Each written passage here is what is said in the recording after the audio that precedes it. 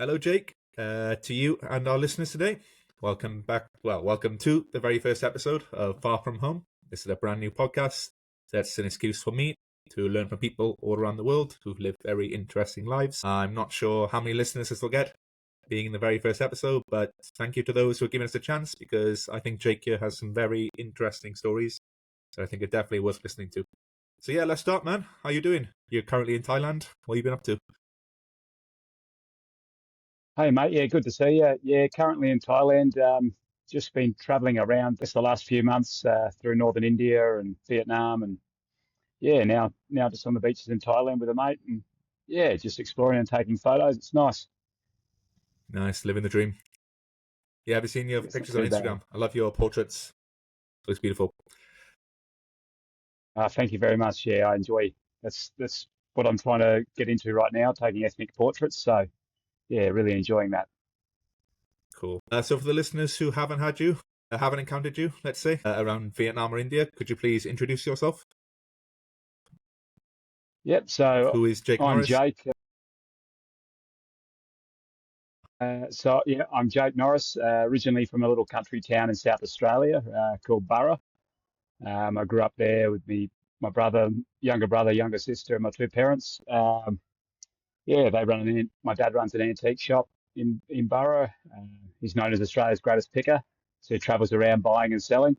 Um, and my mother runs an animal rescue, so not for profit. They're bringing in native and domestic animals and looking after them. So she's devoted her life to that. And myself, yeah, so I grew up in a nice family household and just I got to about 21 and decided I wanted to go overseas and see the world. And I've been doing that ever since. Lived 5 years in England, uh, the best part of 7 or 8 years in Vietnam, in Hanoi now. And yeah, that's basically sums me up. I like to meet people and travel and take photos. Yeah, cool, man. That was gonna be my next question. So yeah, let's hone in a second on when you left Australia. What do you think it was that gave you the push to actually make the leap? When I first left Australia, it was just probably a desire to get out, explore, and see the world. I grew up in a town of about 900 or 1,000 people, so everyone knows everyone. So it was just that longing to get out and meet new people and learn about different cultures and try new things. So yeah, that probably gave me the push. Nice. Was there anyone in particular you saw maybe online who thought, okay, if he can do it, I can do it? Or was there anyone in your local town you saw go somewhere very far away and that kind of got you thinking about it? No, I think my dad, as I said, he was you know, if you've ever seen American Pickers, they travel around buying and selling, and my dad's been doing that my whole life. So I was on the road with him from a young age, from 5 years of age, traveling around the country, meeting people, going to far-flung places in Australia. I think just his love for travel and getting around the Australian countryside, I think pushed me out the door a bit there. It got me wanting to to to I guess find another place and explore new cultures and meet new people.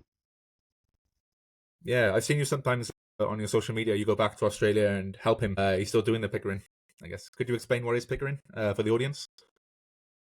Yeah, so yeah, I go back quite a bit actually, especially since COVID. I've been made it a priority to get back at least once a year to go and work with him and see my family. And so picking, it's essentially, there's an American term, but in Australia we call it door knocking or clapping. And so essentially it is you just go out to and cold call. So you go to people's properties and you try and negotiate to buy things, which you'll then flip to make a bit more money. So it's all based on antiques really and buying and selling.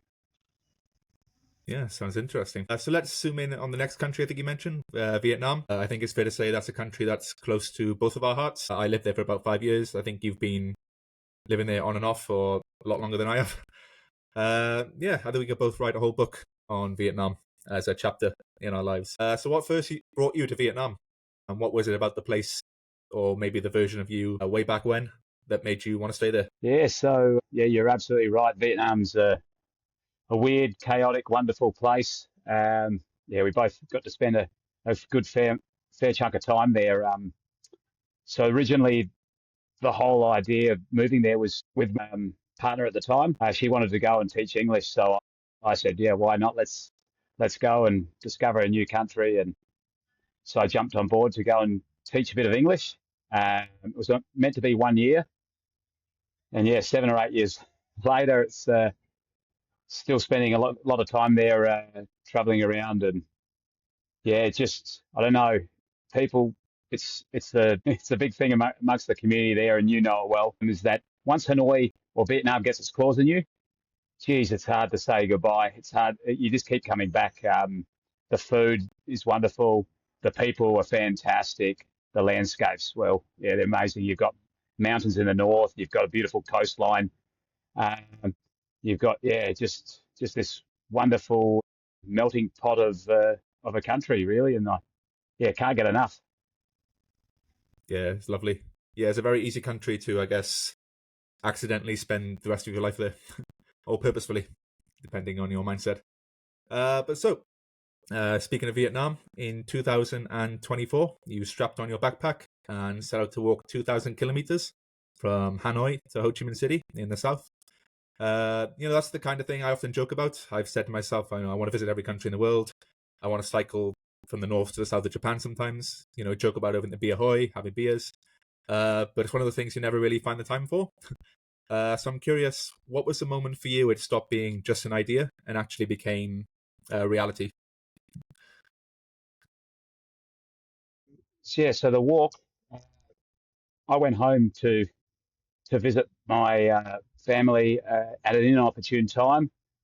It's just as COVID decided to rear its ugly head, and I got stuck for 6 or 7 months back in Australia, and yeah, with my mum and dad. And while I was there, my mum and dad are amazing. They do so much for the animals in Australia. I was saying native domestics, they're a complete not for profit. So most of the proceeds that my dad gets through the shop actually go into looking after the animals we have there, because a lot of it there, a lot of older cats and dogs, and they can't be rehomed. Really difficult to rehome them. And I just decided, geez, I want to do something uh, to give back to the community that I'd been living in. So I thought, well, what's something I could do? I could do something for charity in Vietnam. And I know full well the amazing work that Blue Dragon Children's Foundation and the Thang Loc Project do in Vietnam with children in need and for anti-human trafficking and things like that. And I thought, well, here's a crazy idea. Why not walk from the top to the bottom, Hanoi to Ho Chi Minh City? And then why not go a little bit further and try and do it in thongs, so flip-flops. So yeah, that was the moment. About, yeah, just out the back, it was the start of COVID, and a few false starts, and then finally I got to live that dream in 2023 December, and walked for 3 months to Ho Chi Minh City with one of my best mates, Sean, and yeah, raised a bit of money, raised 50,000 US dollars for two amazing charities in Vietnam, and yeah, it's just been an incredible ride. Good effort, man. Yeah, yeah. Shout out to Sean as well. Hope you're doing well if you're listening.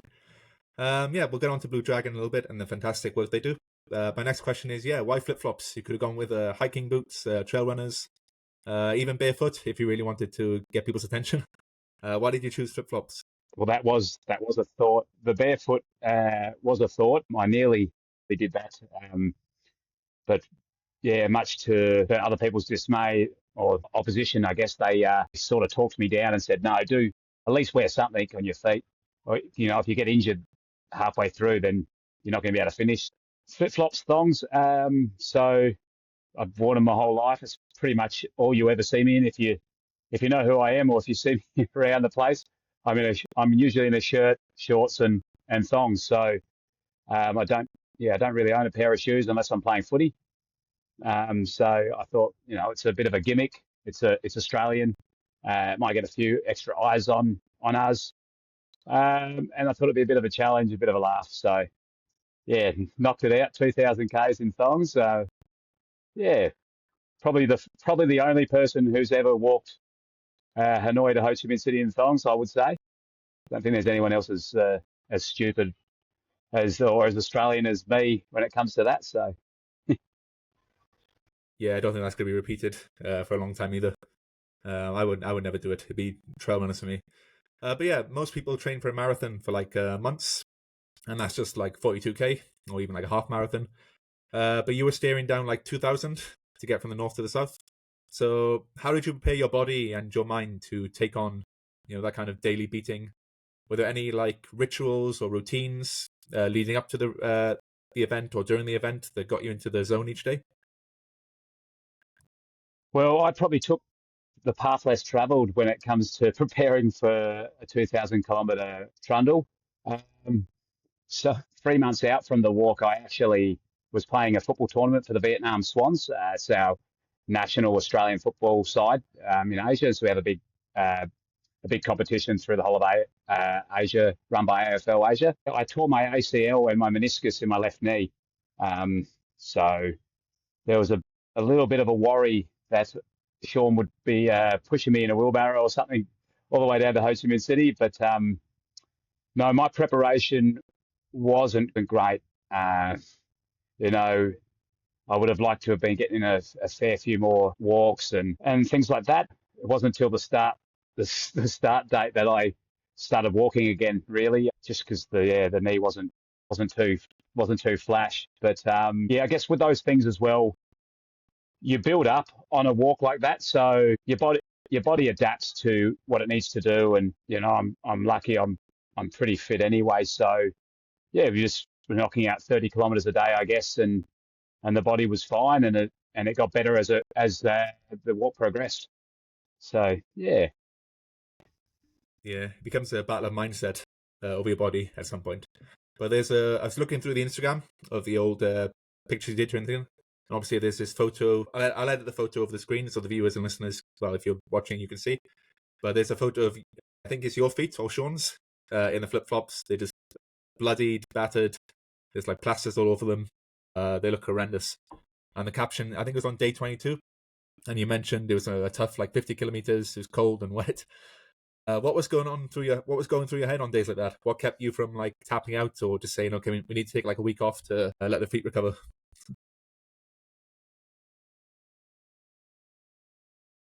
The children, I guess. Yeah, every day that things got tough on the walk, whether that's an obstacle to overcome, an injury, a lack of food, anything.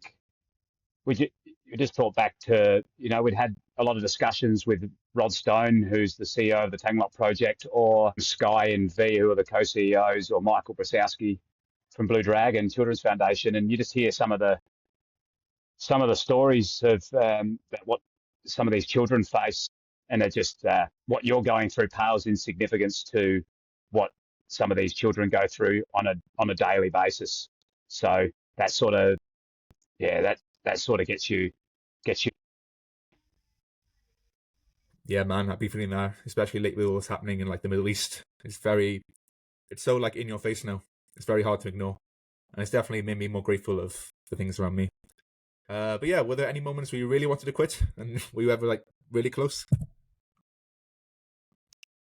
And never. Yeah, Sean would answer that very differently. I know Sean in the first couple of weeks.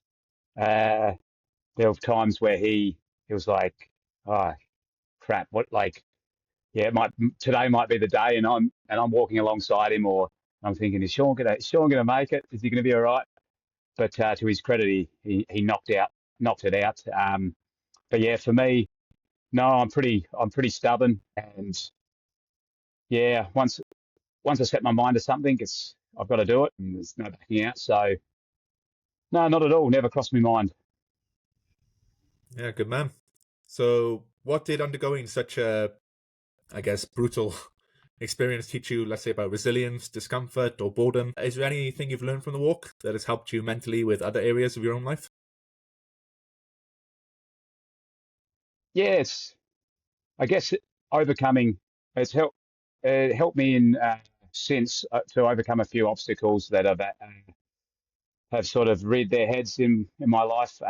Made me realize that it's okay to not do everything at 100 miles an hour, and I need to slow down and sometimes just take a break and uh, and relax because I guess it taught me how to just take things one step at a time rather than trying to be a bull at a gate, really.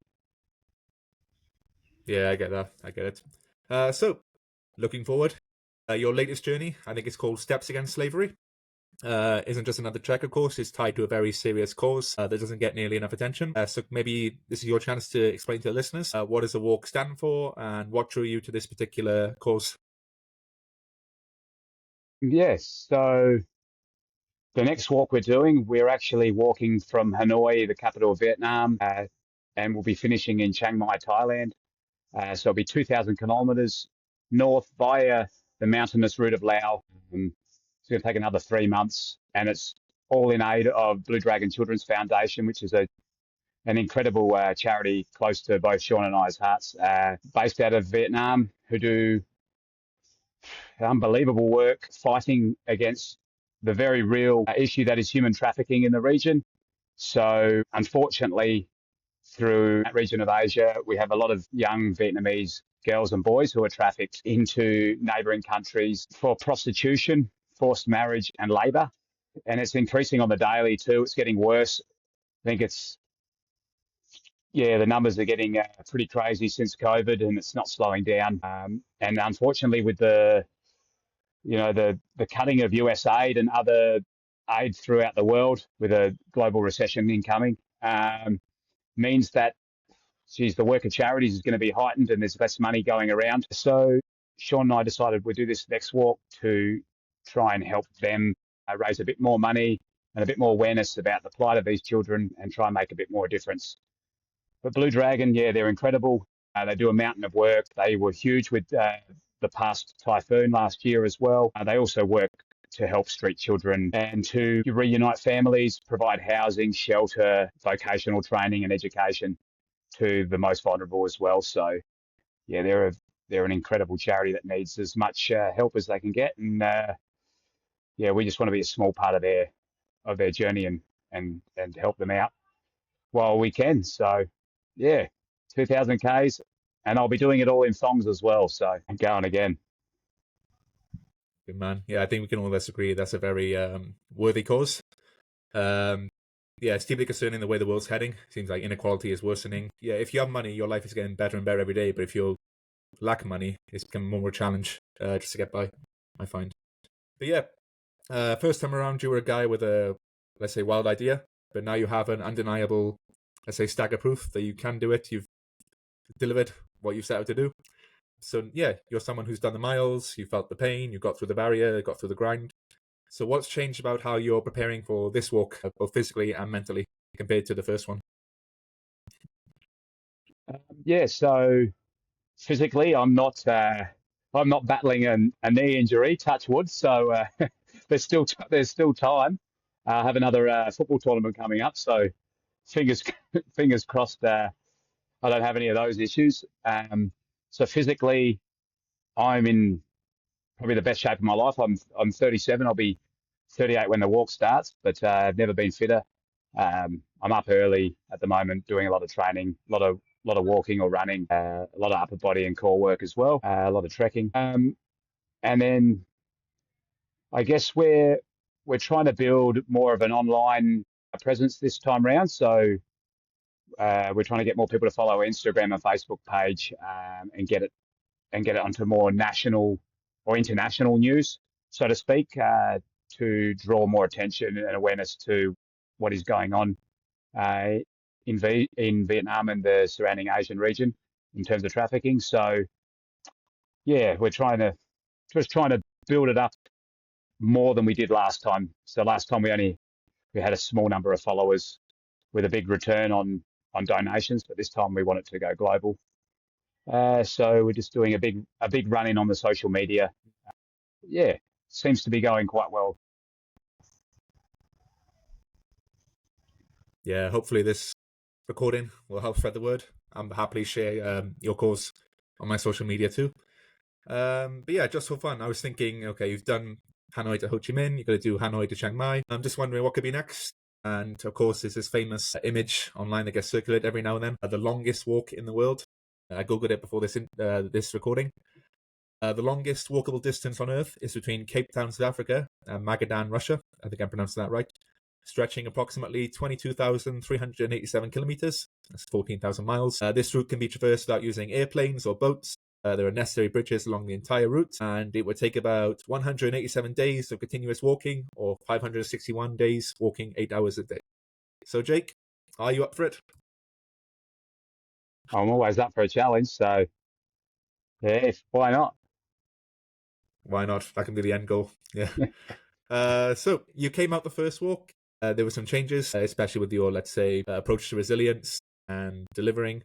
Yeah, this time the path is new. How do you think this second journey will shape you differently? What are you looking to get out of it with your spiritual growth, let's say, compared to the first one? Yeah, that's a good question. Well, externally, I'm hoping to help raise a lot of money for Blue Dragon, and yeah, make a big difference in terms of what's going on in the region. Internally, spiritual growth. I'm just hoping to learn a little bit more about myself and just demonstrate to people that you're never too old or to overcome or to do something like this. And so, in Sean's case, I guess yeah, he'll be coming mid 40s. And I guess I'm starting to realise I'm going to be 38 soon, and you start going, oh, shit, bloody, life's starting to get away. Am I going to be able to do this in a few years' time? And so I want to prove to myself that I'm still capable of doing these things, and Yeah, good man. I think a lot of people think they are. Yeah, I stayed in China this summer to kind of plan out the next parts of my life. And when you really sit down and think about it, and you consider your own mortality and how much time you have left, and you have to really think about, okay, where do I want to be at this particular time in my life? Are there any challenges I really want to do? Yeah, it's a good chance for reflection, I think. But yeah, moving on to, let's say, reflecting. You've lived far from home for a very long time. Lots of different countries, like England, Vietnam. Just generally, what has living abroad taught you about yourself? living abroad has taught me, how to be independent, how to be happy being with myself. I guess, I suffered as throughout my childhood with ADHD, attention deficit hyperactive disorder, and always trying to impress or to be the center of attention with other people. And I guess living abroad has sort of calmed me down. It's taught me to be more in tune with myself and the people around me. And yeah, it's also taught me a lot about resilience and overcoming certain obstacles in your life. You don't have, when you live abroad, you don't have your family network or those close friendship groups that you originally had. So it teaches you to go out and be more social, and you have to open up and learn how to approach different people and different groups. And yeah, it's taught me a lot about resilience and independence, communication, um, and just being open to certain things. It's made me probably a more well-rounded person than I would have been if I'd stayed in a small country town back in Australia. I think not that I know that full well. If maybe I would have been the same person if I'd stayed in Australia, but I don't think so. I think it's taught me a lot about a lot about oh, and it's also taught me a lot about accepting people's differences. I think I was probably quite sheltered growing up in a very, very white community, and it's taught me how to interact with different people and just be a better person. Yeah, I think that's really solid. Yeah, I didn't know you had ADHD.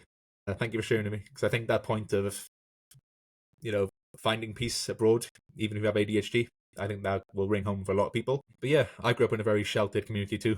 I grew up in a small village of like 2,000 people in South Wales. Yeah, but I was quite stubborn too. I thought I knew a lot about the world, but I really didn't. And yeah, very happy I also left and traveled the world. But yeah, given we both experienced expats, people who live abroad, we've navigated different cultures, different careers and friendships. So yeah, I want to discuss, what do you think, what are some things people need to be mindful of when setting themselves up for a chapter abroad? How can they prepare themselves to have a really solid headspace that'll benefit them in their experience abroad? Sorry, Alex, I just missed that. What was that last bit? No, got it. Sure. So what are some things you think people need to be mindful of when setting themselves up for a chapter abroad? What will help them have like a really solid headspace to get the most out of their experience in a different country? I think I personally think you have to be open to everything. So trying new things. You know, it's very easy to move abroad and have this idea or this picture in your head about what you want to do and how it's going to work out. But I think you need to be very open to trying new things, to new opportunities, to meeting new people. Yeah, just try and let let let people in and have those experiences. Um, so I'm losing you there, I think. Oh, no, you're back. So my Yeah, I Wi-Fi's think a it's bit lagging a shoddy, bit. No I worries. think. Yeah. Let's just try our best. Yeah, the app should record everything, so don't worry. But yeah, you can hear me now. Let's test 3, 2, 1. Yeah. 3, 2, 1. Okay, cool. We're back in the game. So yeah, the next question about living abroad. Obviously you have to be really, really okay with living by yourself and spending time with yourself. But it's not an easy skill to deal with. You know, I struggle with it sometimes myself. So yeah, I wanted to ask: have you ever felt isolated or lost overseas? And how did you navigate that?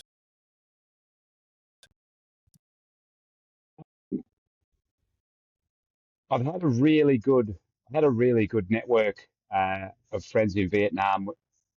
You know, being involved in the football. So as soon as I got overseas, I threw myself into the football. But it's very easy, you know, this whole new environment, and it's very easy to feel isolated and alone. It can be very difficult, especially if you're quite introverted. I'm obviously the opposite. I'm very extroverted. Um, but I hadn't really experienced that until I separated from my long-term partner. I think, and then that's when I was by myself quite a bit, and I realised how isolating it can be to be alone in a foreign country. And I guess it's just, I guess overcoming that, I found it quite difficult initially, but you know, with time and trying to make yourself be seen, so going out and meeting people and talking and just being open, and also being open to being alone, has probably helped me quite a bit in that space. Yeah, it's not as being overseas, living overseas is not as daunting as it may seem when you first move over, because everyone's in the same boat. Everyone's in the same boat as you, whether they travel with a partner or with friends. You know, we're all alone at times, and so everyone's on that same on that same ship as you, and everyone's very friendly. I find that the expat community living abroad is incredible. It's pretty fantastic how great people are. Yeah, I think there's a few things in there. Yeah, it's good to spend time by yourself alone. It is. You need to find that balance, and I think you need to be kind to yourself when you do feel alone. But yeah, I think for me, joining a sports team, joining a group, keeping a weekly habit of going to the same place every week, seeing the same people, over time that really compounds, let's say, into quite lovely relationships. But yeah, obviously we met being fans of Liverpool. Yeah, for us, we had a nice little community with the Hanoi Reds. A shout out to the Hanoi Reds. But yeah, for a lot of people, supporting a football club is something you normally do, especially growing up in the UK. But I think we're quite lucky as Liverpool fans. I hope fans of other football teams will bear with me here while I get to the point. But for Liverpool fans traveling the world, when you realise how big the fan base is, it becomes really easy to connect with people through just our shared interests, especially in Liverpool, the culture of the club, the anthem, the history, the current players, the current manager. or even just that emotional roller coaster that we've been lucky to experience over the last 2 years. Yeah, I think just first question, what has been a Liverpool supporter mean to you? And I guess I would like you to reflect on the value of having your life, of living abroad. Yeah, what does being a Liverpool fan to me? Well, it means being part of a big family, a big community, um, who I feel also reflect the values I have in life. Um, you know, yeah, I'm pretty lucky. I think the Liverpool community is I'm lucky to share so many amazing memories with obviously with yourself and a lot of Liverpool fans in Hanoi. Shared some great moments, but yeah, people, it's the social aspect has been fantastic for my life, and it's given me an avenue to meet. Being a Liverpool fan has given me an avenue to meet new people and share in some of the most fantastic moments of my life. Yeah, so but also on a more, I guess, personal scale, uh, or yeah, more personal scale. It's allowed me to meet friends that have allowed me to, I guess, be more of myself rather than just a crazed sports fan, I guess, if that makes sense. Yeah. I think obviously we got very lucky with our manager. I think he turned the club into kind of like a safe space where everyone just were allowed to just feel what they felt in a way. It's quite lucky. Yeah, the point I think I want to make is, even when you live abroad, you can still follow your passions and connect through the passions, because this is a bit of a jab. But let's play out an alternative timeline here. I think you said once before you lived in Manchester. So let's imagine, you're the same person, same passport, but you were born a Man United fan instead. Can you imagine how the years would have been different in the last 10 years? Do you think your outlook or even pain tolerance would be totally different if you spent the last decade watching Man United kind of collapse Yeah, instead of Liverpool growing in a really healthy and enjoyable way? yeah. Well, uh, I'm glad that's not the case. No, yeah, they've had a horrible 10 years. But yeah, we had to go through this when we were younger. I remember, geez, when I was 15, 16, and I got to uni, and I had all these Manc friends at university, all these United supporting friends, and all gloating and giving me horrible grief, and it's it hurts. So um, you know, I, I'm glad the shoe's not on the other foot. I'm glad that they've all got to deal with it now, and I get to be the one that's gloating. Not that I really am. I went through probably a period of my life there where we won the title under Klopp, and I did a post every day for 365 days of the year to give every other supporter a bit of grief after all the pain and and hardships we went through. But a scenario where I was a United fan, oh geez, yeah, I'm just glad I'm Yeah, not. but I thank yeah, my I dad remember every your day that posts. he was a Liverpool Yeah, fan. my God. Yeah. Yeah, but that question wasn't to, wind up Man United fans. It's more to just reflect, just even something simple as your football team, your choice of football team, can really influence the kind of people you meet and connect through and share memories with. Yeah, I find that really just an interesting thought. If we were not Liverpool fans, we probably would never have met, which would be a No, we shame, wouldn't have. I think. Yeah, Definitely. yeah. So yeah, before we wrap up to the closing questions, yeah, I just wanted to say thank you on a personal level. I'm really grateful for the time we spent together in Hanoi. Really appreciate your energy. I respect all the work you do for Blue Dragon. Yeah, and I wish you all the best. Hope you stay safe and take care of yourself and keep on pushing yourself. I'll keep following your journey. And yeah, really excited to see what you do next.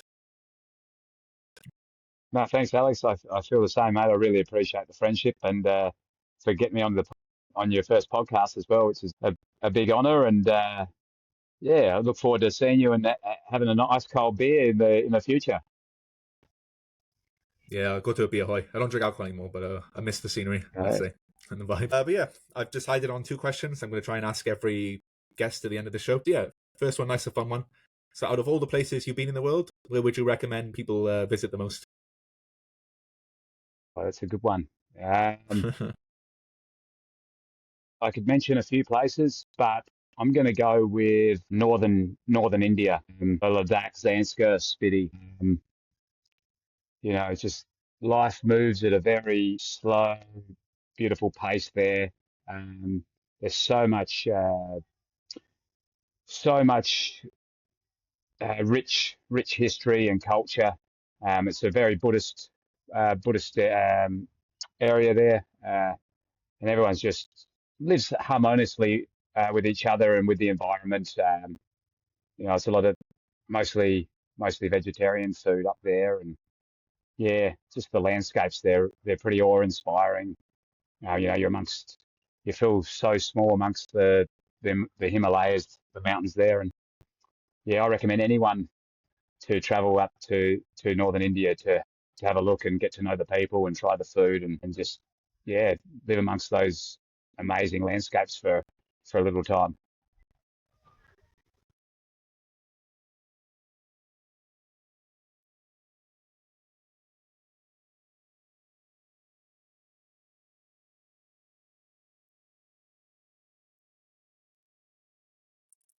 Yeah, I felt that a couple of years ago. That's why I stopped drinking. Hopefully, that'll give me a longer, healthier life. Yeah, but I'm quite surprised you feel like you could go outside. You wish you went outside a bit more because you're probably one of the most outgoing people I've ever met. But yeah, we'll finish there. Thank you, Jake. Final question: where can people follow you online that you're undertaking?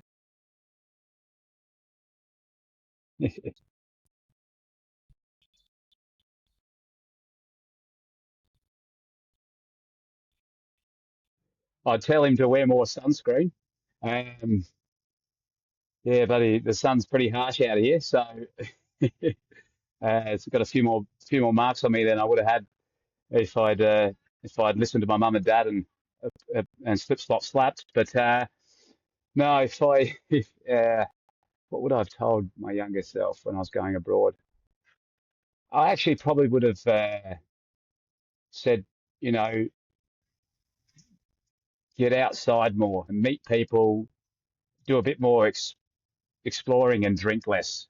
And I think when we were young, you especially young guys, and I speak from my own experience here, but young Australian men, um, we go abroad where we're known to have a penchant for a few sodas, a few beers, and I wish I'd gone a little bit softer on the beverages and got outside a little bit more and explored a little bit more, and yeah, not drunken as much as I did because it catches up with you.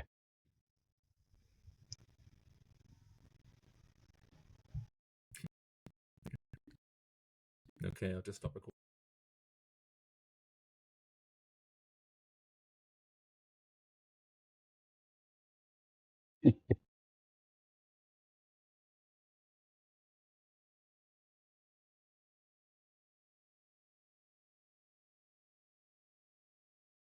Yeah, so yeah, we're on Instagram and Facebook. So our Instagram page is Debo Charity, so Dibo Charity, um, and Debo means to walk in Vietnamese. So that's our page on Instagram. You can follow our page on Facebook as well, which is Debo Walk. Um, and yeah, to donate, we have on that Instagram and Facebook page, we have a QR code there. And you follow the link to donate to our fundraiser for Blue Dragon Children's Foundation. But any likes, shares, follows, and just if you don't have the money to donate, any anything to help us with awareness. So again, like, share, follow really means the world to us and really helps to bring about awareness for Blue Dragon, which is vital.